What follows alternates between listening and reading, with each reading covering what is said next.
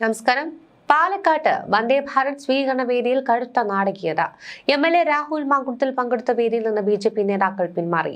ജില്ലാ പ്രസിഡന്റ് പ്രശാന്ത് ശിവൻ അടക്കമുള്ളവർ പരിപാടി ബഹിഷ്കരിച്ച് ഇറങ്ങിപ്പോയി. എറണാകുളത്ത് നിന്ന് കൊച്ചിയിലേക്കുള്ള വന്ദേ ഭാരത് സർവീസിന്റെ ഉദ്ഘാടന ചടങ്ങിനോടനുബന്ധിച്ചാണ് ഈ വിവാദം. എറണാകുളത്ത് നിന്ന് കൊച്ചിയിലേക്കുള്ള വന്ദേ ഭാരതിന്റെ ഉദ്ഘാടനമായിരുന്നു ഇന്ന്. ഗവർണർ ഫ്ളാഗ് ഓഫ് ചെയ്ത ട്രെയിനിന് പാലക്കാട് നൽകിയ സ്വീകരണത്തിലാണ് ഇറങ്ങിപ്പോക്ക്. റെയിൽവേയാണ് പരിപാടി സംഘടിപ്പിച്ചത്. കഴിഞ്ഞ ദിവസം മിനി കൃഷ്ണകുമാറും പരിപാടി ബഹിഷ്കരിച്ചിരുന്നു. ലൈംഗിക ആരോപണം നേരിടുന്ന രാഹുലിനൊപ്പം വേദി പങ്കിടേണ്ട എന്നാണ് ബിജെപി തീരുമാനം. രാഹുൽ മാങ്കുട്ടത്തിൽ എംഎൽഎക്കൊപ്പം പരിപാടിയിൽ പാലക്കാട് ബിജെപി നഗരസഭാ അധ്യക്ഷ പ്രമീള ശശിധരൻ പങ്കെടുത്തപ്പോഴും ഇത്തരത്തിൽ കടുത്ത പ്രതിഷേധമാണ് ബിജെപി ഉയർത്തിയത്. ഇതിനിടെ രാഹുൽ മാങ്കുട്ടവുമായി മന്ത്രി വി ശിവൻകുട്ടി വേദി പങ്കിട്ടിരുന്നു. ഇത് വിവാദമായതോടെ വിശദീകരണവുമായി മന്ത്രി വി ശിവൻകുട്ടി രംഗത്ത് വന്നു. രാഹുൽ മാങ്കുട്ടത്തിലെ ശിക്ഷിക്കുകയോ കുറ്റക്കാരനെന്ന് കണ്ടെത്തുകയോ ചെയ്തിട്ടില്ലെന്നാണ് മന്ത്രി പറഞ്ഞത്. വേദി പങ്കിട്ടതിൽ യാതൊരു പ്രശ്നവും തോന്നുന്നില്ല. രാഹുലിനെ തടയില്ലെന്നാണ് സംസ്ഥാന സെക്രട്ടറി തന്നെ പ്രഖ്യാപിച്ചിട്ടുള്ളത് എന്നായിരുന്നു പ്രതികരണം. സംസ്ഥാന സ്കൂൾ ശാസ്ത്രോത്സവത്തിൽ വിദ്യാഭ്യാസ മന്ത്രിക്കും എം രാജേഷിനുമൊപ്പം രാഹുൽ മാങ്കുട്ടത്തിൽ എംഎൽഎ വേദി പങ്കിട്ടത് സാമൂഹിക മാധ്യമങ്ങളടക്കം ചർച്ചയായി. ആരോപണം നേരിടുന്ന വ്യക്തിക്കൊപ്പം വേദി പങ്കിടില്ലെന്ന് പറഞ്ഞ് ബിജെപി കൗൺസിലർ ഇറങ്ങിപ്പോവുകയായിരുന്നു. വിമർശനം ഉയർന്നതോടെയാണ് പ്രതികരണവുമായി മന്ത്രി രംഗത്തെത്തിയത്. രാഹുൽ അവിടുത്തെ എംഎൽഎ ആണ്. അയാളുടെ മണ്ഡലത്തിൽ വച്ചാണ് പരിപാടി നടന്നത്.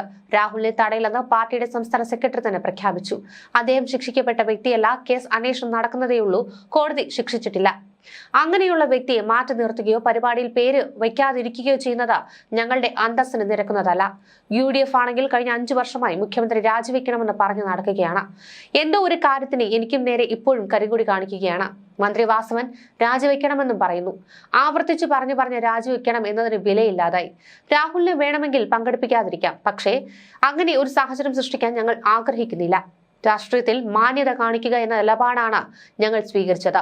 ബിജെപി കൗൺസിലിൽ ഇറങ്ങിപ്പോയത് അവരുടെ പാർട്ടിയുടെ തീരുമാനമായിരിക്കുമെന്നും മന്ത്രി പ്രതികരിച്ചു. നിർബന്ധിതമായി ഗർഭചിത്രത്തിന് പ്രേരിപ്പിച്ചു എന്നതടക്കമുള്ള ഗുരുതരമായ കുറ്റം ചുമത്തി രാഹുൽ മാങ്കുട്ടത്തിനെതിരെയുള്ള ക്രൈംബ്രാഞ്ച് അന്വേഷണം പൂർത്തിയാക്കി മാസങ്ങൾ പിന്നിട്ടിട്ടും പരാതിക്കാരിയെ കിട്ടിയിട്ടില്ല. രാഹുലിന്റെ പേര് പറയാതെ ആദ്യം ആരോപണം ഉന്നയിച്ച യുവനടിയും പിന്നീട് പരാതി പറഞ്ഞ ട്രാൻസ്ജെൻഡർ യുവതിയും പരാതി നൽകാൻ തയ്യാറായിട്ടില്ല. പരാതി വാങ്ങിയെടുക്കുവാൻ 3 വട്ടം IPS ഉദ്യോഗസ്ഥ ഗർഭചിത്രത്തിന് നിർബന്ധിക്കുന്ന ഓഡിയോയിലെ പെൺകുട്ടിയുമായി സംസാരിച്ചെങ്കിലും അവരും പരാതി നൽകാൻ തയ്യാറായില്ല. പരാതി നൽകുന്നവർക്ക് സർക്കാർ സംരക്ഷണം ഉറപ്പാക്കുമെന്ന് മുഖ്യമന്ത്രി തന്നെ വ്യക്തമാക്കിയതാണ്. മുഖ്യമന്ത്രിക്കും DGPക്കും പോലീസിന് ലഭിച്ച 10 പരാതികളുടെ അടിസ്ഥാനത്തിലാണ് കേസ് രജിസ്റ്റർ ചെയ്തത്. തുടർന്നായിരുന്നു അന്വേഷണത്തിന് പ്രത്യേക സംഘത്തെ നിയോഗിച്ചത്. 18 മുതൽ 60 വയസ്സ് വരെ പ്രായമുള്ള സ്ത്രീകൾ ഉൾപ്പെട്ടിട്ടുണ്ട് എന്നും ചിലരെ ഗർഭചിത്രത്തിന് നിർബന്ധിച്ചു എന്നുമായിരുന്നു FIR. മാധ്യമങ്ങളിൽ തന്നെ വന്ന വാർത്തയല്ലാതെ അതിനപ്പുറം ഒരു തെളിവ് നൽകുവാൻ ഒരു പരാതിക്കാർക്കും ആയിട്ടില്ല. വലിയ തരത്തിലുള്ള സൈബർ ആക്രമണങ്ങൾക്കായിരുന്നു രാഹുൽ ഇരയായത്.